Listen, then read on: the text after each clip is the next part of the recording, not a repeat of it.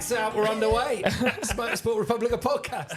It's been amazing to watch. The guys there are just incredible, which, Tommy, has made me... I created a bit of a list. We like lists. Men like lists. We do. We love lists. And I've been teasing you with this for a little bit. You have But it's actually... I've been thinking about it. The most dangerous motorsports in the world. What are they? Because they talk about Ironman TT, but what else is it? Yeah, well, I'm going to say Ironman TT has to be the most dangerous. Yeah, so I think it is. I got a 1 to 4. Go for it. Now, we all know what number 1 is, but that 4th, I think it's motocross. I think motocross, those massive jumps, fatigued, the amount of injuries people get. Like you saw even in the Australian motocross this year, someone passed away. Super dangerous sport that I just think with fatigue and how physical it is it's so easy to make a mistake where you can die. Like, it's true. Yeah. Well, the other thing is, I remember we used to go enduro riding and I had the whole kit.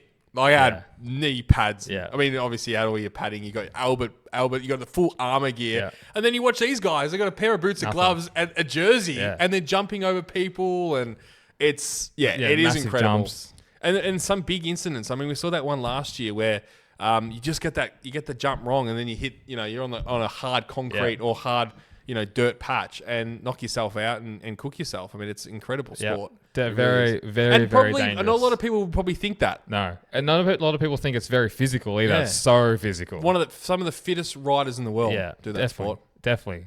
So I think motocross is number 4. Number 3, Pikes Peak hill climb. Do you know much about that? Well, I do.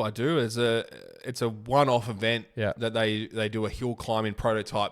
A lot of prototype cars or cars that are built by certain people and stuff. And bikes. And then a lot of people also launch cars there. There's a few manufacturers that launch new models and things for the Pikes Peak. So I was looking about a bit of the history over that. The amount of deaths that have been there.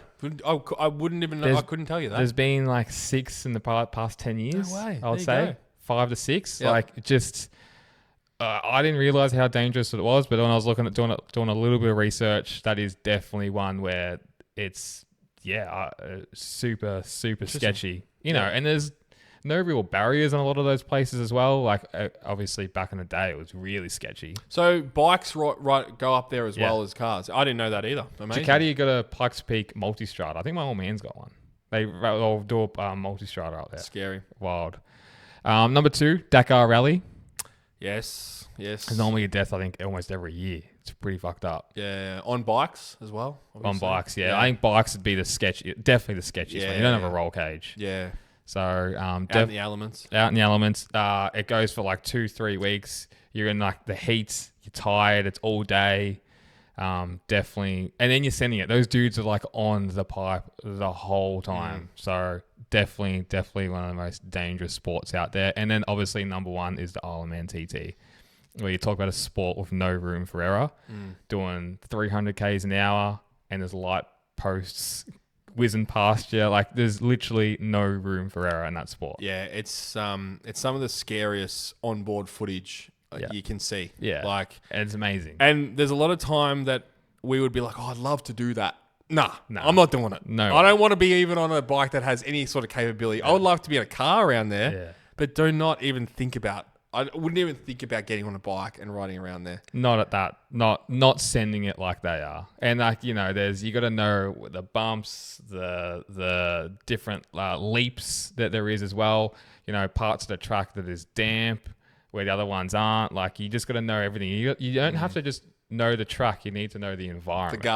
The garlic, famously, John McGuinness. So there's so much to it. And then every year there always, unfortunately, seems to be a death there as well. Like, but that's the rule of Ironman. Like that's just what your